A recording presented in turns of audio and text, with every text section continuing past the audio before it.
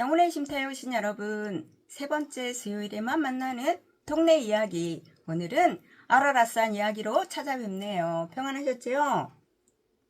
지난번에 유튜브에 올라온 뉴스를 보고 놀랐습니다. 히말리아 산맥에서 노아의 홍수의 것으로 보이는 나무 토막이 발견되었다는 것입니다. 그런데 과학자들이 조사를 해보니까 그 나무 토막이 약 4,000년 이전의 것으로 보인다고 하는 것입니다.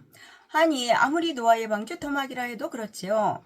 어떻게 쇳덩어리도 아닌데 쇳덩어리라도 4,000년 전이면 녹이 나서 다 삭아서 없어졌을 텐데 노아의 방주는 나무로 만들었잖아요. 그래도 노아의 방주 나무 토막 같아서 더 조사한다고 하더라고요. 제가 놀란 것이 바로 그것입니다. 성경을 보면 참으로 하나님은 너무나 정확하시죠. 창세기 6장 14절로 보면 고페류 나무로 만들라고 했어요. 그리고 그 안에 역청을 칠하라고 하셨습니다. 고페류 나무, 곧 그것은 잣나무를 말하는 것이거든요. 소나무도 송진이 있어 물에도 잘 적지 않고 썩지 않지만 잣나무는 더 끈적거리는 송진이 있어 좋은 나무입니다. 더구나 거기에다 바르라고 하는 역청이 뭐냐 하면 석유에서 뽑아낸 지금으로 보면 아스팔트 포장할 때 쓰는 시커멓고 끈적거리다가 묻어버리면 완전 방수가 되는 물질입니다. 그런데 그때에는 잣나무에서 뽑아낸 송진으로 만든 역청이었어요. 어찌되었든 어떻게 먼 훗날 노아의 방주 흔적이 남아있게 하시려고 그렇게 단단한 나무로 만들게 하셨는지 놀랄 뿐입니다. 그런데 오늘 우리가 살펴볼 이야기의 제목은 노아 시대의 사람들이 죄를 많이 짓고도 회개하지 않아서 노아 가족 8명 빼고는 다 죽었대가 아니거든요. 왜 그렇게 그 커다란 노아의 방주가 그 높은 아라랏산에 얹혀 있어야 했을까 하는 겁니다. 참고로 노아의 방주의 크기를 보면 요즘에 미국의 항공모함만 해요. 초등학교 운동장만큼 크지요. 길이가 300규빗으로 135m, 폭은 23m, 높이는 3층으로 14m 정도 되는 아주 커다란 배였습니다. 상상을 초월하는 사건이지요. 그러니까 방주 만드는데 일꾼이 없었다 해도 120년이 걸렸지요. 그러면 이제 아라랏산의 규모를 한번 살펴볼까요? 아라랏산이 있는 위치는 지금의 터키, 티르키예로 바뀌었지요. 터키와 이란과 아제르바이잔 나라의 국경에 위치하고 있습니다. 우리나라에서 가장 높은 산이 백두산입니다. 그 백두산에다 제주도, 한라산을 얹어놓은 것보다 높은 5,137m입니다. 서울에 있는 남산이 해발 262m이니까 남산을 20개 쌓아놓은 높이입니다. 그렇게 높은 산에 물이 찰랑거릴 정도로 무서운 홍수였다는 거지요. 그래서 물이 빠질 때 아라랏산에 걸치게 된 것이고요. 그 증거를 삼으려고 이곳에 걸치게 하신 게 아닌가 하는 생각이 듭니다.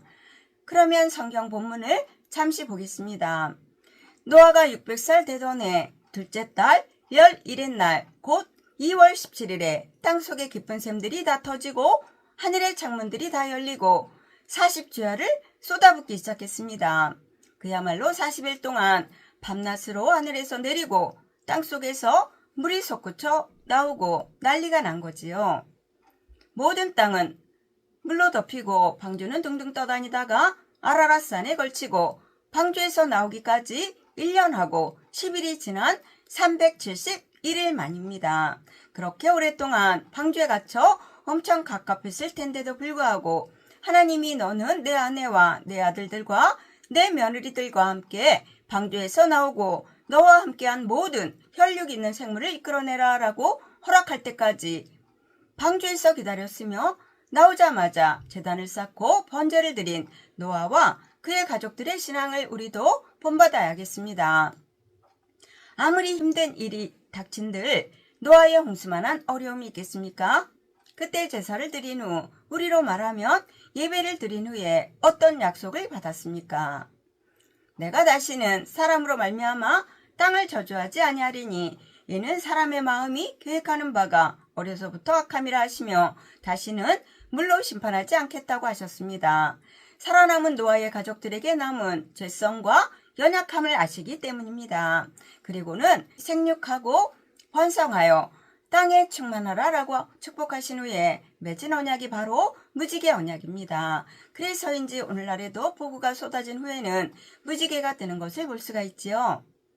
이때 여러분도 노아하고 맺으신 무지개 언약을 떠올리면서 그 어마어마한 홍수에서 단 8명만 살려주신 하나님의 뜻을 기억했으면 좋겠습니다.